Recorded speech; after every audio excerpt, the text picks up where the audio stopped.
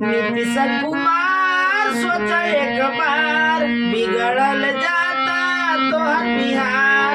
नीतीश कुमार सोचा एक बार बिगड़ल जाता देख बिहार।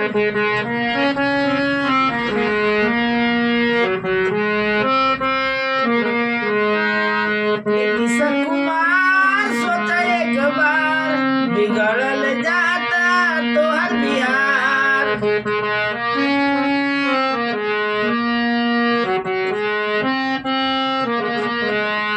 भाजपा के साथ जोड़ेला हाथ का रुकल बा तोहर विकास।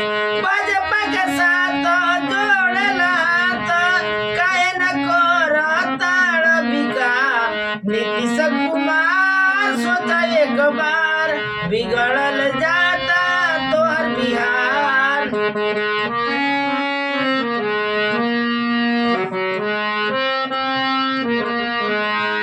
नीतीश कुमार सोचा एक बार बिगड़ल जाता देख बिहार।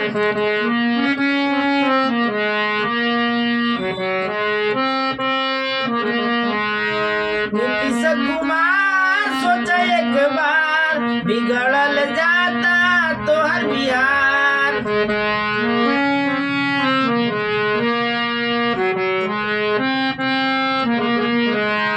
भाजपा के साथ जोड़ेला हाथ काहे न करताड़ विकास। भाजपा के साथ जोड़ेला हाथ काहे न करताड़ विकास। नीतीश कुमार सोचा एक बार बिगड़ल जाता देख बिहार।